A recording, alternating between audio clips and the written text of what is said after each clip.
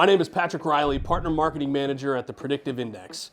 In 2019, we surveyed over 150 consulting professionals to find out how consultants structure their businesses, their priorities and challenges with clients, how they view themselves, and how they're preparing for the future. To discuss some of those results with you today, I interviewed Christine Mathews of Christine Mathews Consulting, and I hope you enjoy.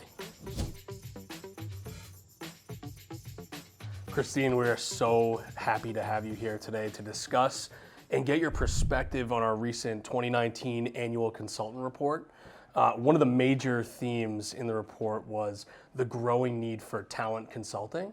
And I think given your background and dedication to human resources over the years and then starting your own firm, this is good news for you. So first, getting into the data, we asked consultants this simple benchmark question. What consulting services do you offer your clients? The answer was that nearly 75% offer strategy, and then a close second at 60% was talent. So I wanted to ask, how did you make the decision to open your own firm? And then did you see a growing need for companies to take a more strategic look at their people? Patrick, thanks also for having me here today. Before I started consulting, I was employee number 42 at a startup company that grew to 500 through 2 acquisitions, and it was quite a ride. It was amazing building the team, scaling the organization, and delivering on the strategy. And we had a magical culture that, believe it or not, the acquiring company allowed us to preserve even post-acquisition. That's amazing. So I had a front row seat and an impact on helping a startup grow from small through quite a bit of change, and I really wanted to do that again and again. So I opened my company working with startup companies to help them get off the ground in the same way, focusing on good, strong people leadership right from the beginning. That's great. So getting into the second finding, we asked consultants to indicate all the ways in which they learn growing industry trends, and nearly 86% of them said they learn from their clients. So that's obviously hugely important. So this confirms what we know in the market, that clients are the biggest source of information. So is that what you're seeing? Is that where you learn the most? Well, one thing I will tell you is that an advertisement that I use when I build my team is that you will be working with several clients at once and you will learn so much. It is like having 3 different jobs at the same time. So we learn more from our clients than anywhere else. And then we build on that learning for the next client and the next client. And I feel like as a result of that and the exposure to so many companies, that we truly have a handle on best practices. So what are the couple of trends that you're seeing develop now? You know, one trend that sounds like a buzzword, but I think is really genuinely happening, which is inspiring to me, is a real focus on diversity and inclusion.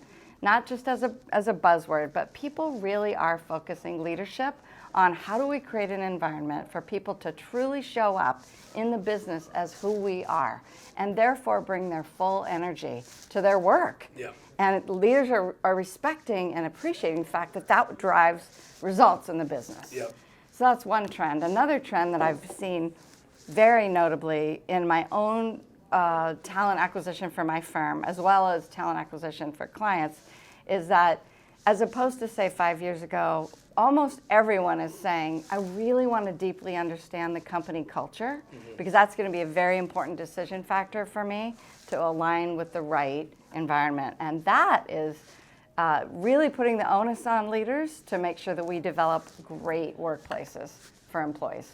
Amazing. Yeah, those are certainly 2 trends that continue to come up in our conversations as well. So the third and final point that we wanted to run by you is our study found that regardless of consulting services offered, consultants know that their clients could use consulting expertise surrounding talent management and aligning employees to the business strategy. So how do you ensure that your clients are building the most appropriate teams to meet their business goals? You know, we are very privileged to work with early stage companies. So we get in early typically and work with CEOs and executive teams and they've just received their funding, say, what is their strategy? What do they need to deliver to get their next round of financing, and how do we build a team that can execute on that strategy? So we partner with them to build their teams early, and we try to consistently partner with them on their people strategy throughout our work with them. Now, could you share an anecdote or a story of a time that you helped an organization think about restructuring to improve the bottom line?